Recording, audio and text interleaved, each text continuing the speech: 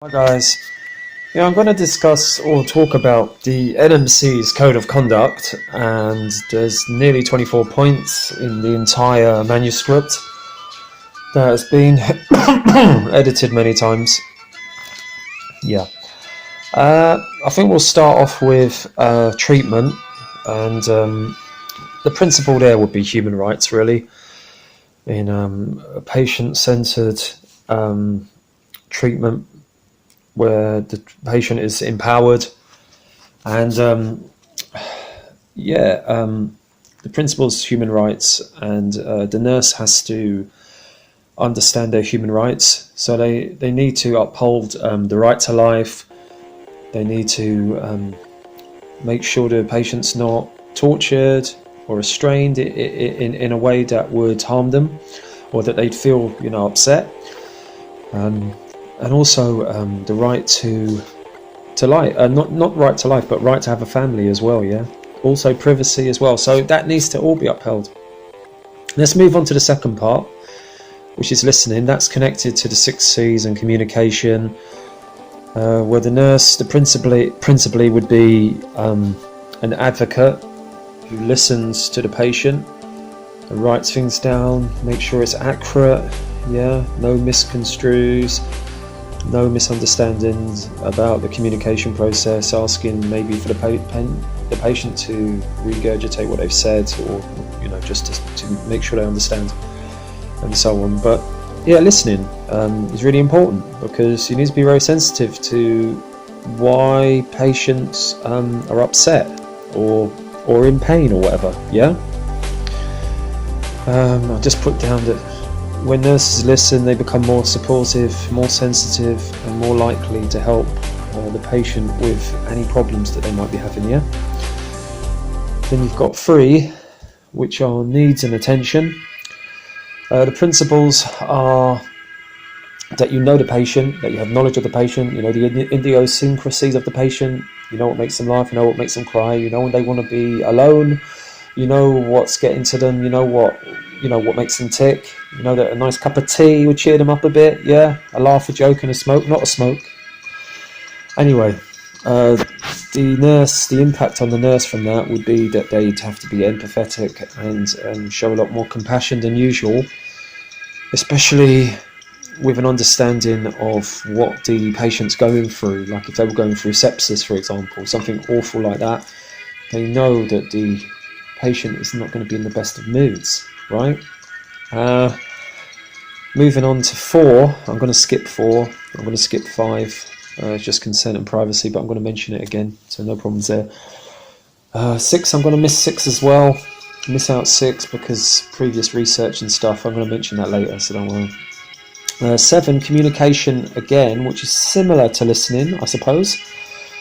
Again, running along the same lines as the 6 C's, just understanding, making steps. Interpersonal skills comes to the fore at that point, where you are trying to express something to the patient, and you need to guarantee that they understand what you're talking about, and you are trying every which way but loose to try and get them to understand, writing, drawing, interpreters, relations, just anything, Google Translate, just anything to make sure that they understand what's going in, because it could be quite serious if there's an operation and that they haven't consented for it. It's like, oh no, I don't want to, no, and you might just say, oh, did you say yes? Okay, let's go. I mean, the patient might be, they might go into a coma, or they might become unconscious, and then you're going to need a third party, and it can become very serious all of a sudden. So I'm going to do number 8 now, cooperation. That's respecting others as the principle, just respecting others, obviously, and the impacts on the nurse, because the nurse has to be professional in collaboration with other people, has to be a team player. Their objectives must be the common goal of getting people recovered, right? For example, they can't be small-minded, narrow-minded, start grudging, getting jealous, resentment, and all that kind of silly, petty stuff that you see in a school playground. It's just not acceptable. Okay, 9 I'm going to miss out because it's just sharing feedback. I'll mention that later. Number 10, accurate, up-to-date records. Yes.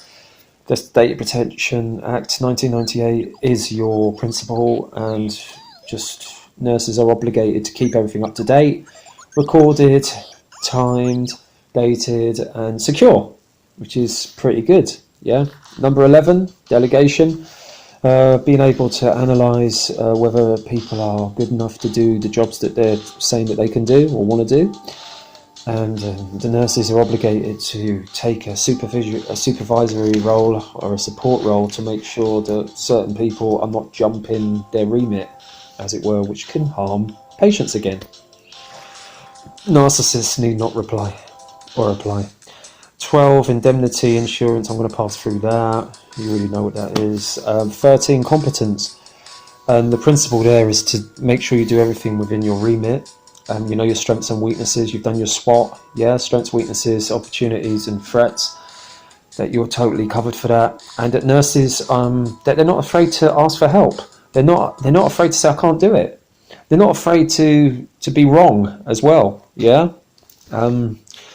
Even if no one's around to help, if you're out of your depth, you need to put your hand up and just walk away and get the help that's required, okay? 14, honesty. That falls in line with Robert Francis QC's Candor Act 2014. It's being candid, honest. The principle there is just the truth, justice, transparency, closure is really important. Don't leave things hanging indefinitely. So it impacts on the nurse because it forces them to immediately give the patient a report and to apologise and rectify immediately any pending mistakes that will escalate from whatever breaches happened. Yeah, whatever botch operations came out of any operating theatre. Yeah.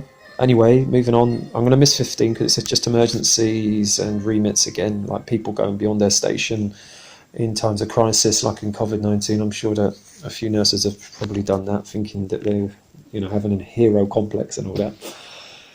Anyway, 16, safeguarding, raising concerns is really important.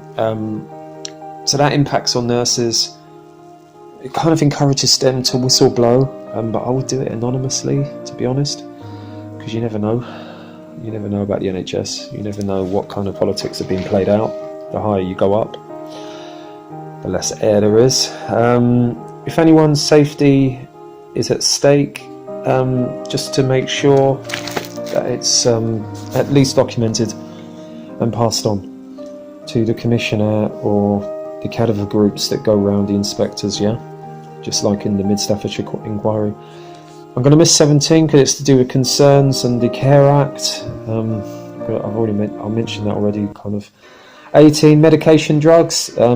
Principle is the administration within remit and training. Obviously, you want people who are trained. That would be nice.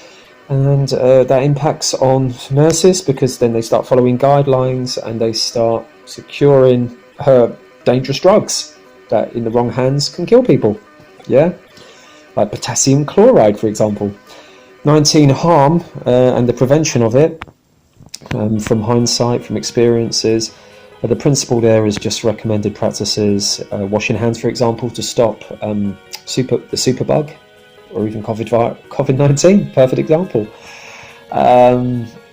So it impacts on nurses because they become quarantined, locking down, self-isolating.